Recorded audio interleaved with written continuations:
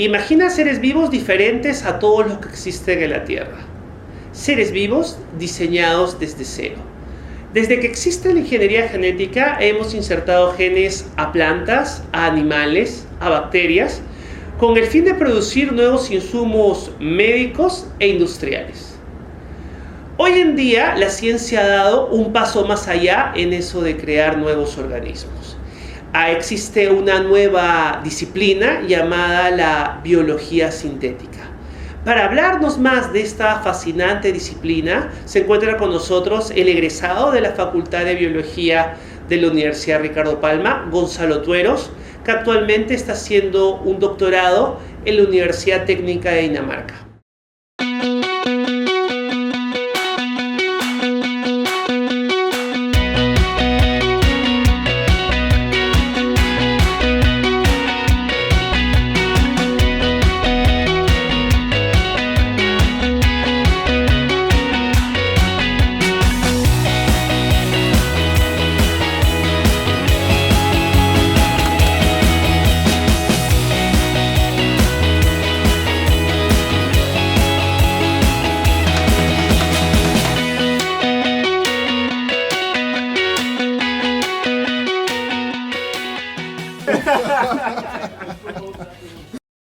Hola Gonzalo, cuéntanos un poco sobre qué es la biología sintética.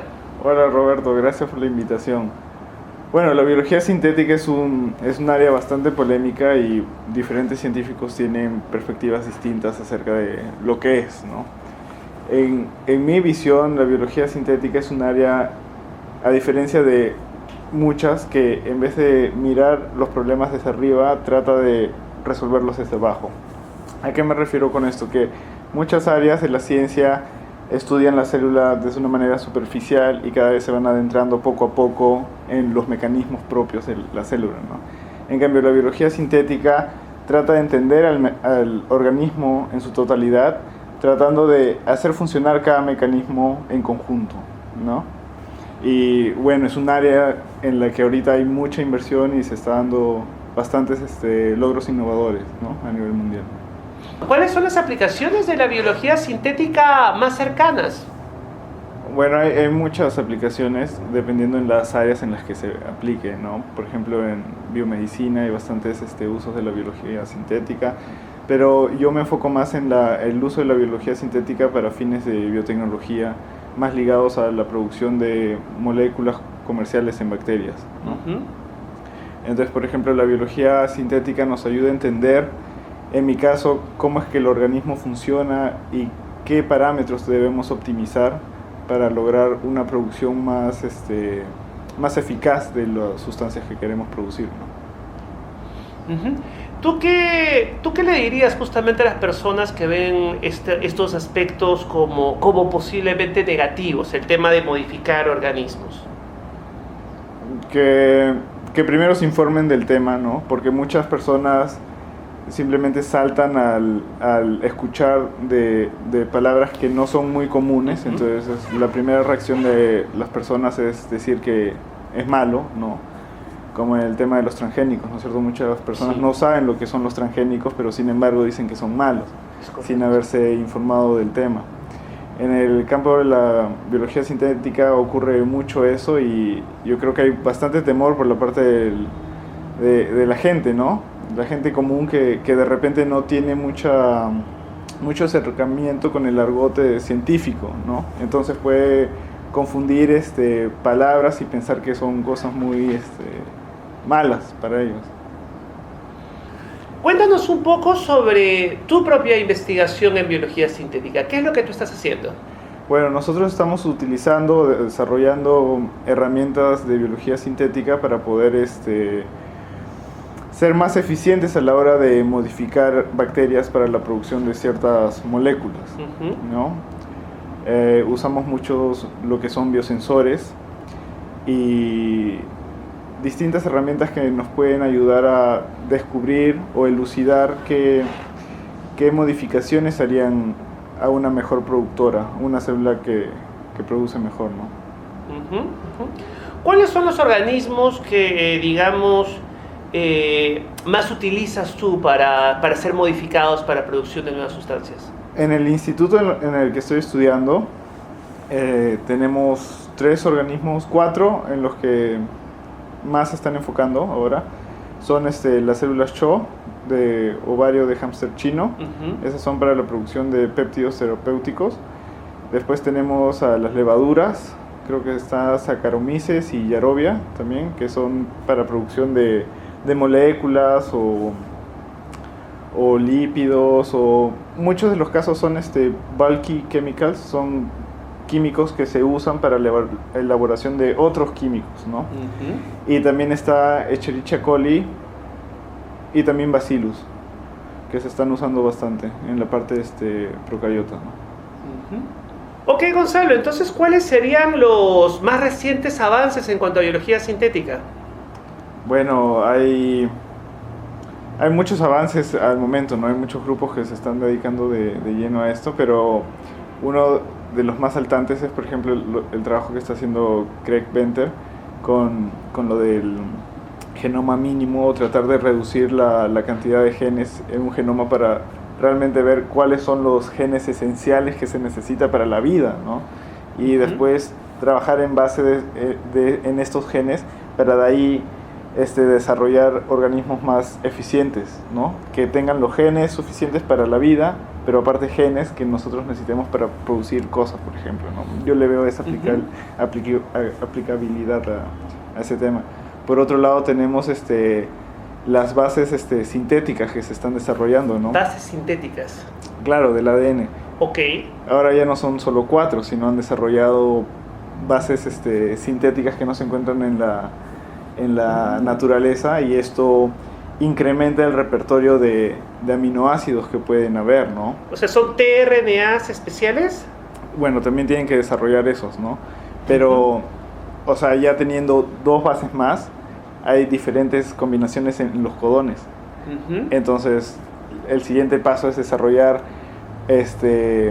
o vincular, ¿no?, los aminoácidos sintéticos que se quieren con los codones específicos.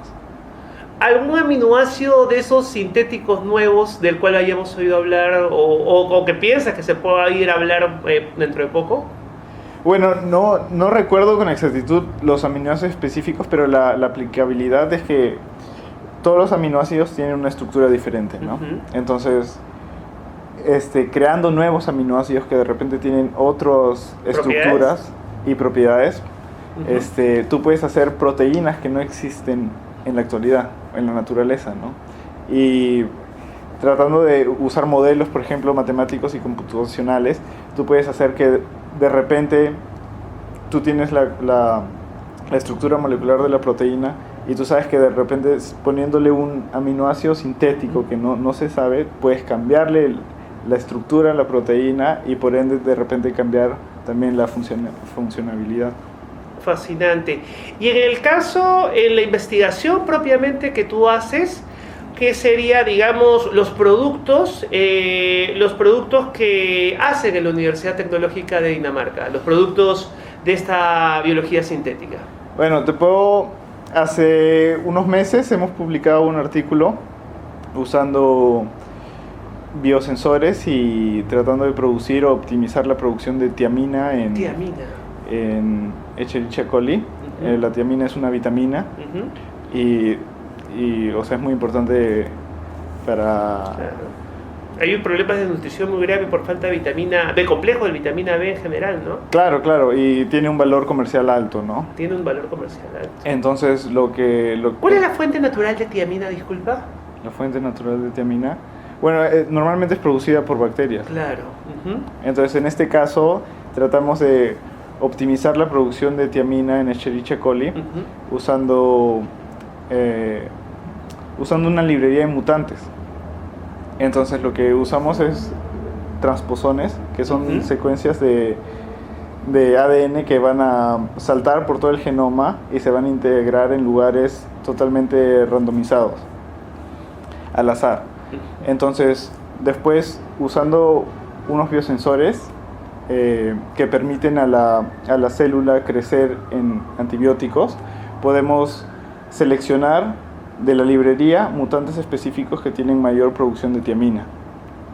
Entonces seleccionamos estos clones, lo secuenciamos y vemos cuáles son las mutaciones benéficas para que incrementan la producción de tiamina. ¿Cómo me dijiste que se llama esta técnica? ¿Los transposones?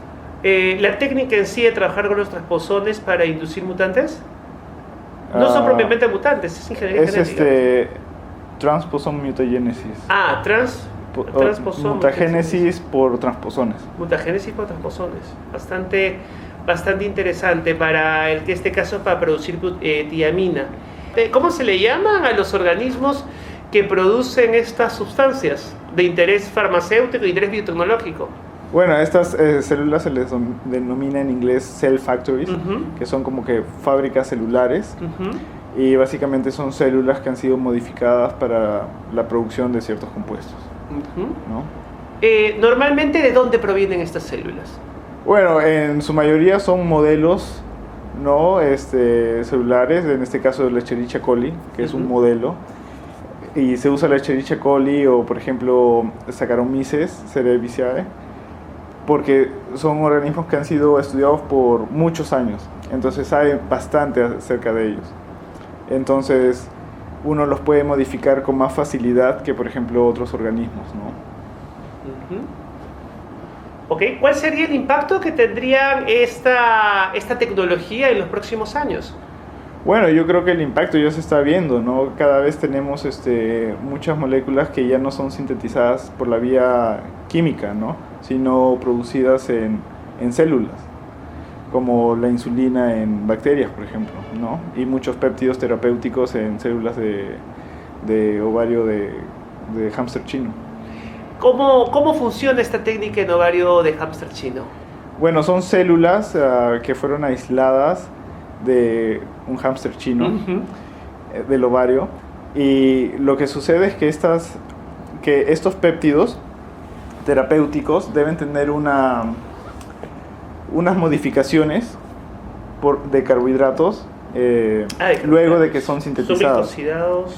Claro, tienen post-reposicionalmente. Y estos patrones de glicosidación son muy únicos dependiendo de cada especie. Entonces, por ejemplo, si el patrón es distinto, tú puedes tener el efecto totalmente diferente al que deberías tener, ¿no? Entonces, en vez de curarte, por ejemplo, podrías tener ¿Y el hámster chino es muy parecido al humano? ¿O es lo más parecido al humano que tenemos en este momento? Es el modelo que produce los péptidos más similares a los humanos, ¿no? Pero también hay mucha investigación en esto, porque también hay enzimas específicas que glicosilan diferentes péptidos, ¿no? Y dependiendo de la enzima vas a tener diferentes patrones de glicosilación. Entonces, el instituto también trata de ver, por ejemplo, qué enzimas debemos sacar del hámster chino, qué enzimas de humanos debemos poner en las células de hámster chino para que haya la misma técnica en sí ya está modificada en células de hámster chino para ser más humanizado, digamos, ¿no? Exactamente. Respecto a las instituciones, la necesidad de adaptarlas, de invertir, ¿es demasiado grande? Bueno, se debe tener un laboratorio propicio para hacer investigación, ¿no? Se debe tener infraestructura necesaria, equipos que algunas veces sí son costosos, ¿no? Por ejemplo, en el instituto en el que estoy, para poder optimizar estos cell factories tenemos robots. Entonces los robots son muy costosos.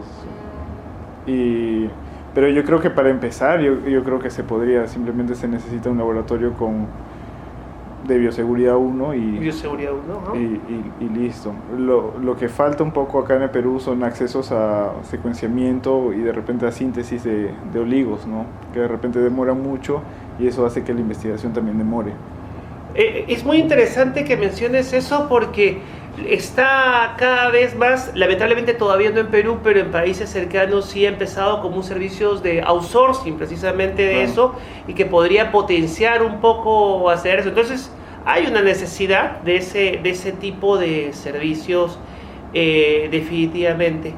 En todo caso, ¿tú qué dirías cuál es el futuro de las cell factories aquí en el Perú y en general en Latinoamérica? Yo creo que el futuro es, en la medida posible, pasar de una síntesis química de compuestos a una síntesis in vivo, ¿no? Basándose en células. Eso, en muchos de los casos, no todos, porque también es un tema polémico, la síntesis química usa derivados de petróleo, ¿no? Entonces, el petróleo en algún momento se va a acabar, eso se sabe, y todos estos compuestos o la industria no se puede frenar, ¿no? Debemos tener un flujo continuo de fármacos o de moléculas. Entonces, yo creo que cambiar el flujo de fósiles a renovables, yo creo que es un gol, de que no vamos a depender de otra cosa que estos organismos. ¿Cuál es cuál es el estado mundial? ¿Cuáles son los países, tanto en Latinoamérica como en las grandes potencias del mundo, las que más desarrollan esta tecnología? Yo creo que las grandes potencias son Estados Unidos, Europa, dentro de Europa está Alemania, Inglaterra, Francia, Dinamarca, y también países asiáticos como Japón y China están invirtiendo bastante en la investigación en esta área. Y aunque un poco rezagados, ¿cuáles son los países latinoamericanos que más se están acercando a eso? No tengo mucha información, pero sé que hay ya grupos consolidados de biología sintética que se están formando a nivel de Latinoamérica, que involucran a miembros en Perú, México, Argentina, Chile, Brasil. Y yo creo que es un buen comienzo para el área en Sudamérica, ¿no? O en Latinoamérica. Ok. Gonzalo, tengo entendido que tú también haces ingeniería metabólica. Me gustaría un poquito en primer lugar, que nos cuentes qué es la ingeniería metabólica y cómo es que tú la aplicas. Bueno, la ingeniería metabólica es algo que se está usando a nivel mundial para poder producir diferentes compuestos que, por ejemplo, provienen de plantas o de otras bacterias, y consta en poder identificar la ruta metabólica por la cual se producen estos compuestos de interés, aislar los genes que producen estas enzimas o que expresan estas enzimas y poder pasar esta ruta metabólica de un organismo poco estudiado a organismos modelos como Escherichia coli o Saccharomyces cerevisiae, ¿no? Y bueno, en el proceso hay muchas cosas que optimizar porque es una ruta metabólica que no está adaptada al organismo modelo, ¿no? Entonces, por ende, van a haber muchos conflictos internos en la célula, van a haber muchas interacciones que no se deben dar, o de repente inhibiciones de sustratos, o inhibiciones por el producto también, porque a veces son tóxicos. Entonces, mi trabajo también consta en tratar de afinar ciertos mecanismos, identificar genes que introduciéndolos o de repente removiéndolos benefician a la célula para que esté feliz y pueda tener altos niveles de producción de estas sustancias. ¿Cuál fue tu camino personal que te llevó a donde estás ahora? Bueno, yo, para ser sincero, empecé un poco flojito la universidad, pero poco a poco me fui interesando en ya los cursos que para mí eran los más interesantes, ¿no? La microbiología, y poco a poco fui buscando oportunidades, primero acá en Lima, de ver qué universidades podría ir a hacer una pasantía, porque me gustaba mucho lo que era investigación. Entonces tuve la oportunidad de ir a hacer una pasantía a la Universidad Cayetano Heredia con la doctora Patricia Shin, en lo que era biología molecular y bioinformática, que en ese tiempo estaban muy ligados a la producción de péptidos para desarrollo de vacunas, me acuerdo. Y ya con esa experiencia pude postular a otros programas, y afortunadamente fui elegido para ir a Estados Unidos, y ahí estudié cómo las neuronas se formaban en neurobiología con el nemátodo del C. elegans. Ujú. Y bueno, ya con estas experiencias uno ya tiene una base para poder postular a programas de posgrado, ¿no? Entonces fui aceptado en Suecia para una maestría en biotecnología y luego de concluirla postulé a doctorados y bueno, me aceptaron en la Universidad Técnica de Dinamarca. Ok. ¿Tú qué consejo le darías a un estudiante actual de esta carrera?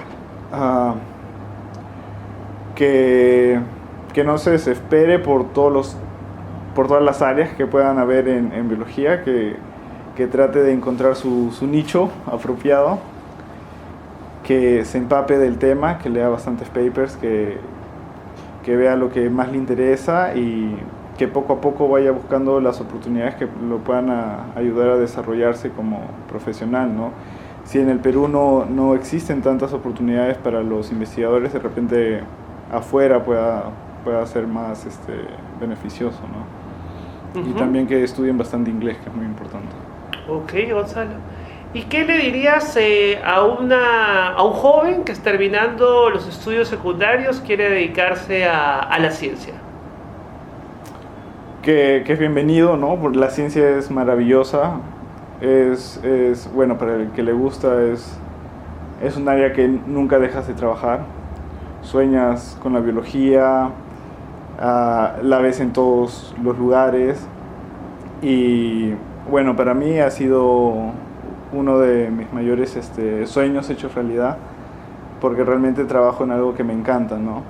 Pero que también, sabiendo que hay biología, también hay otras carreras de ciencias que son muy buenas, pero que también benefician mucho a la sociedad, ¿no? Okay. No solo la biología, sino también, por ejemplo, las matemáticas, la química, la física, y que tiene un gran potencial para descubrimientos que beneficien a la sociedad.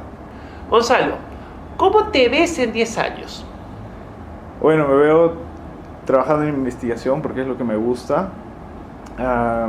Mi sueño es consolidarme como un buen investigador en el área, sacar buenas publicaciones, de repente dirigir mi propio grupo de investigación algún día y tratar de desarrollarme para poder también ayudar a la ciencia en el Perú, ¿no? Tratar de hacer iniciativas como, por ejemplo, Carlos Bustamante, que abrió un laboratorio satélite en la Universidad Cayetano Heredia.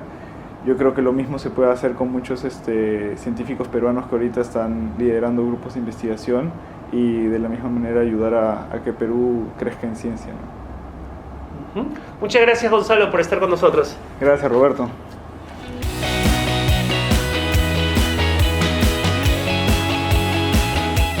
¿Ya está? ¿Eso era? Si